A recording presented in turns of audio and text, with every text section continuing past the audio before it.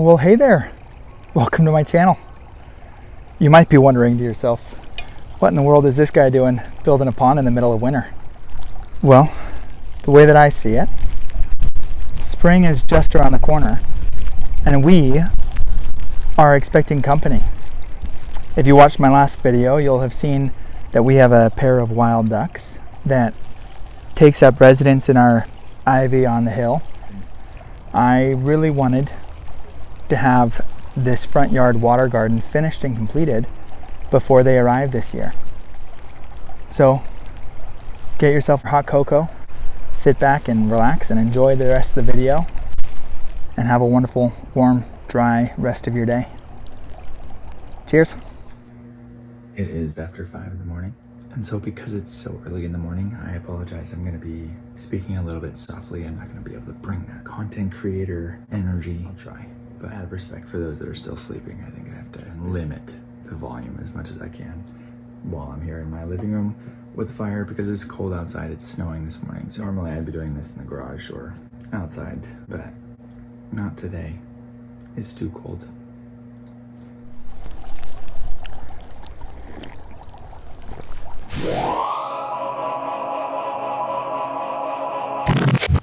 Today I'm tackling my skimmer for the new pond that I'm installing outside. So I'm going to be using a garbage can. It's an IKEA garbage can, but we got it from Goodwill for $1.99. I'll be notching out a weir door. And then you can see on the inside, I'm gonna have the pump be on the bottom of the garbage pail, sucking in the water, and then it'll have the hose will poke through the bottom here and go to where the the fountains are, the filter, all that good stuff. But I've got this strainer. It's like a little kid's sand strainer that was trash. We were camping and somebody had left it behind, and so I picked it up and brought it home with me. But look how perfectly that fits in here. I've got a big old tree, I think it's an elm tree, along with evergreen trees that drop pine needles and they drop leaf litter, tree debris. And my other pond does not have a skimmer because it's such a small surface area.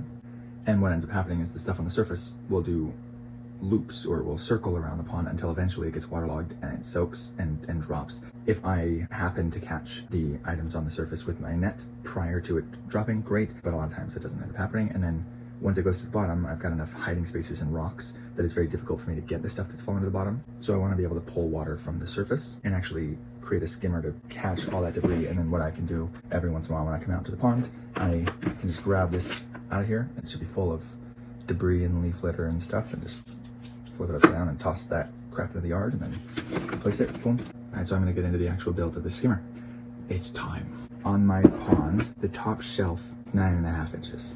So this is 10 3/4. I've marked it at 10 inches. So I'm gonna leave a 1/2 inch bar across the top for structural integrity. I'm hoping it keeps it from warping a little bit. The measurement from side to side, the pump I'm using is from Harbor Freight. It's the 267 gallon per hour pump. And so according to the internet and the calculation of flow rate of water for every inch of weir, my weir should only be like 3/4 of an inch or 1 inch at like 250 gallons per hour or something like that. So that's not enough. I'm gonna do 3 inches. Now, even if it's not the strongest skimming action in the world, this is only 150 to 165 gallon pond. I'm hoping that the surface area of the pond is small enough that it'll still work. And I'm going to start by drilling holes in the corners.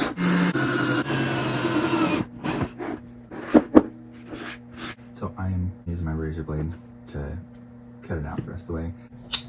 I just want to point out something, that there's no appendages below the blade. If I were to slip, this hand is stabilizing the garbage can up above, so I wouldn't cut myself even if I did slip. Knife safety is important.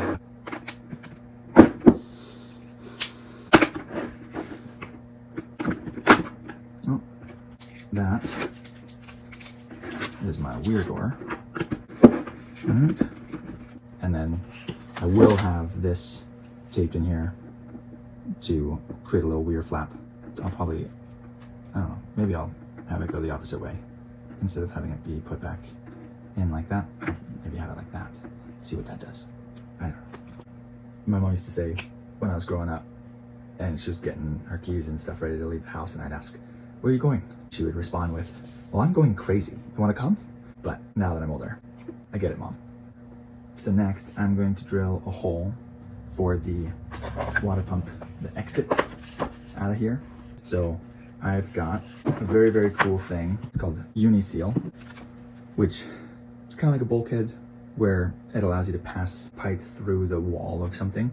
But instead of a bulkhead where you have a piece on the outside and a piece on the inside and they screw together with gaskets, sandwiching the wall that you're trying to pass through, Uniseal has a big fat lip on one side, and then it has this fat part of rubber on the back, and it's got a hole through the middle that corresponds with a size of PVC. And as you push it in, it tapers into a skinnier and skinnier hole as you go farther in. So when you're shoving the PVC through, it flares out the back, this fat part of the gasket, and sucks it all together and creates a watertight seal. Now, I've already used these on my 5-gallon bucket filter for my other pond out there. I know that they work, and because this is a round edge, Uniseal is going to be the best because it will form around all the imperfections. Now, you don't want the hole to be too big because you do want it to be able to flare out and grab the edges of the hole, but if it's not perfectly flat, it will deal with that. It's going to be very close to the bottom of the trash can anyway, and you want to be careful not drilling too close to the bottom. So that's good, all good things. On the back here, for which size of pipe, it tells you the size of the hole that you need to drill on the right side. So for a 1/2 inch or 3/4 inch, the hole that you have to drill out is 1 1/4 inch hole saw. I've got this step up bit. Find my 1 1/4, and 1 1/4 is literally the second to last step on this. So I'm gonna be going all the way in. I'm going all the way in, boys.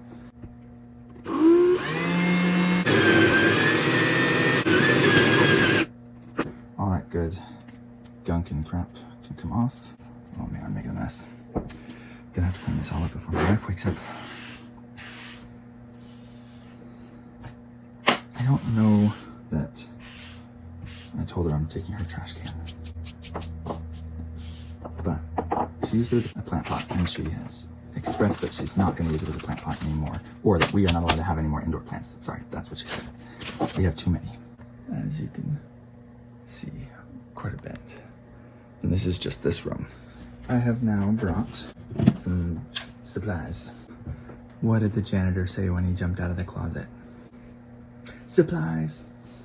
Okay, go tell that to your little ones.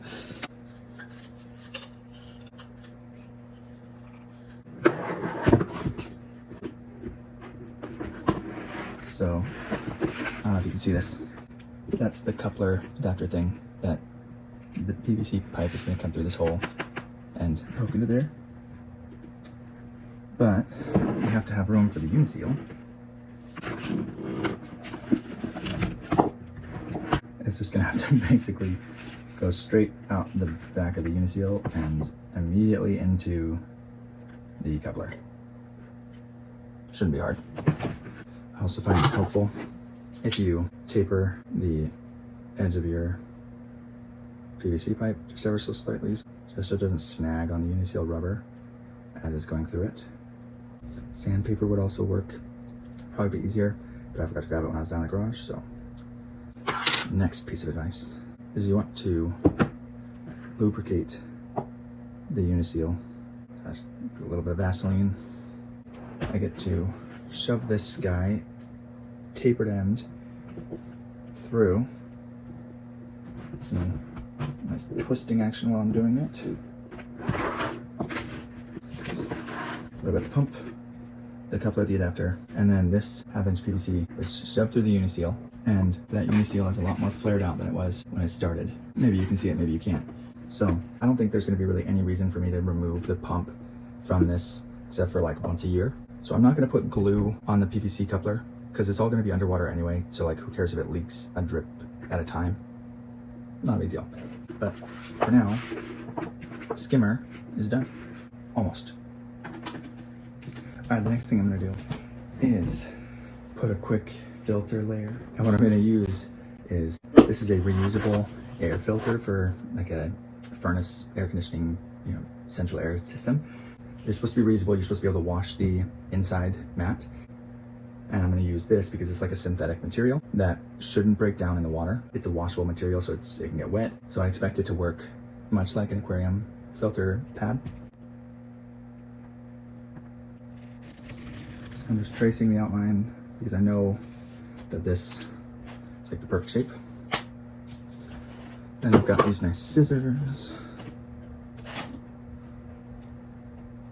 And I would rather it be a little bit too big than a little bit too small. So I'm going on the outside of the line that I just traced.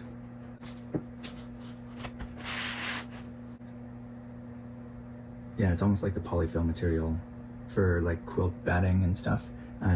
So that's actually pretty interesting, not bad.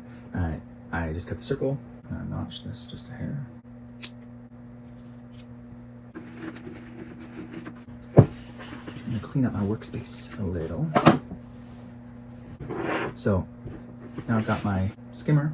I've got my skimmer weir door.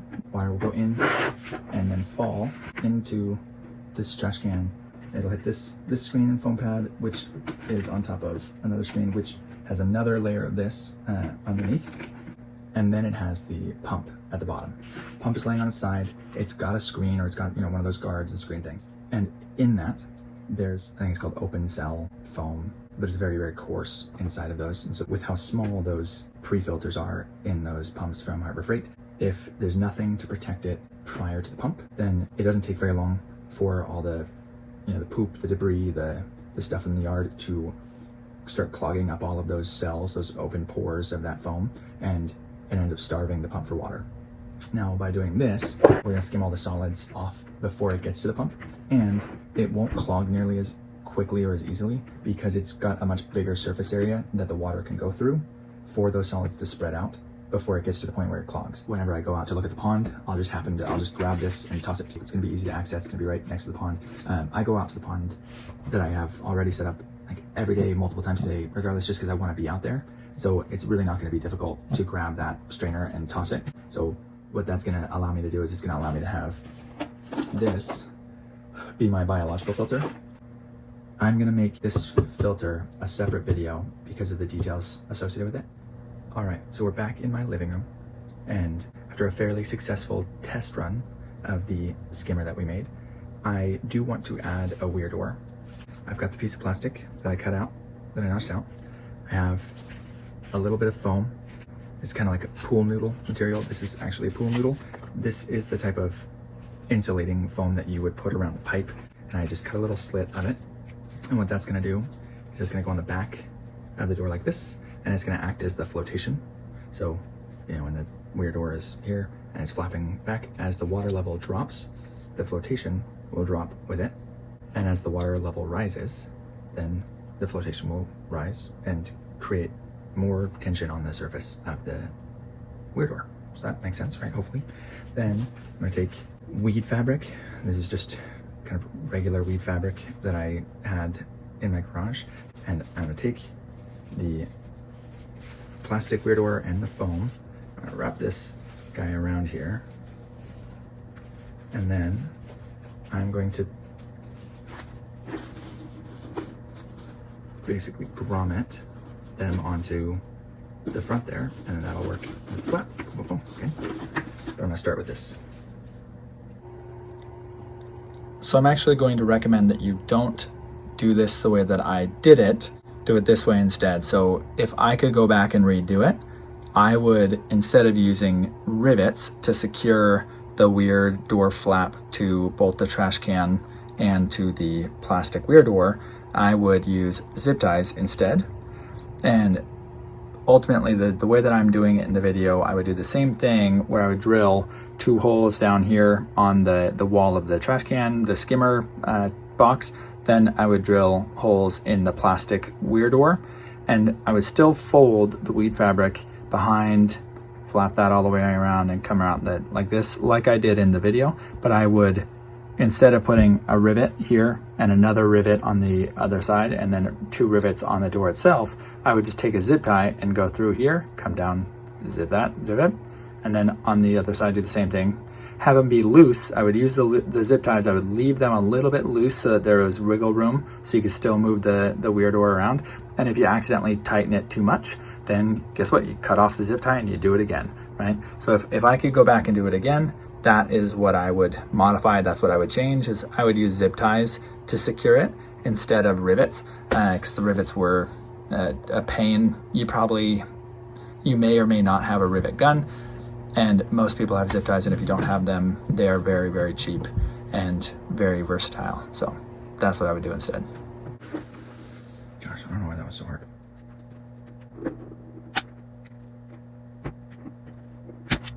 All right. So now, when I put this under the water, this weir door will be on the inside, the flap here, and the floaty part on the back of the weir door, when the water level is higher, should flap it up, and then that way it will basically hug the surface and only allow the water to come in and go around kind of the sides or just barely over the top, forcing more skimming action to happen, but it'll allow for elevation changes. I also have this flex tape, which I might use that here at the bottom just to like keep this from fraying, but yeah, pretty good. Pretty good. I'll clean that up. Gosh, that's so awesome.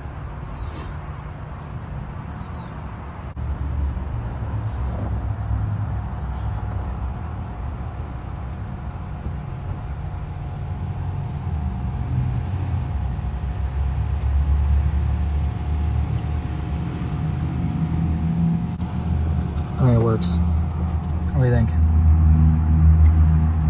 And this has been 2.5 minutes, and it already collected that much. The current's gonna be a little bit better. Like right now I just have the PVC pipe sticking out of the skimmer and disrupting the surface, but that's not how I'm gonna have the jet. It's gonna go through a filter and then gonna come up in a fountain and be dispersed 360 degrees around. So it won't have like a directional current in that same way.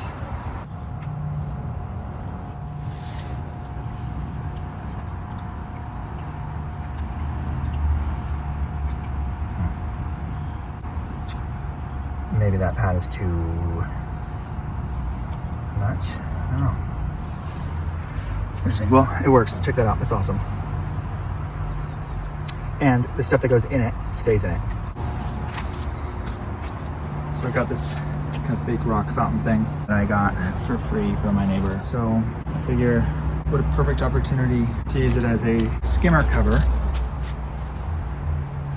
And because it has this nice little bowl right here, I'm gonna put a plant in there, you know, fill it with some pea gravel and have it act as a little plant filtration to go along with the skimmer.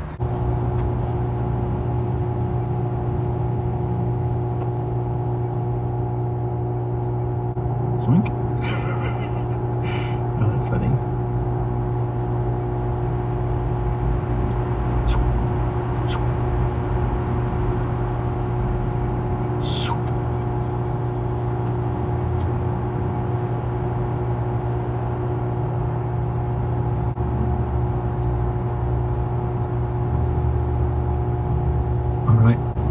What do you guys think? Do you think it works?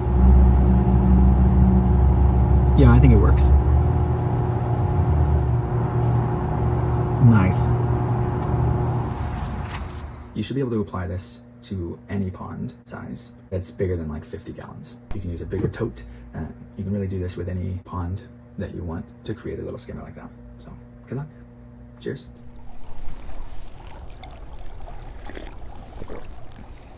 Oh, hey, you made it to the end of the video. Very nice. Well, that's going to be it for me today. But follow along because there's going to be more videos. I'm going to make an entire series about this garden pond behind me and all the different aspects of it.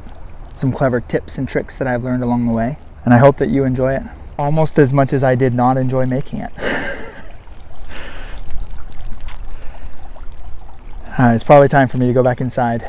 Internet fame might be forever, but I'm starting to get a little worried that this hypothermia might be forever too.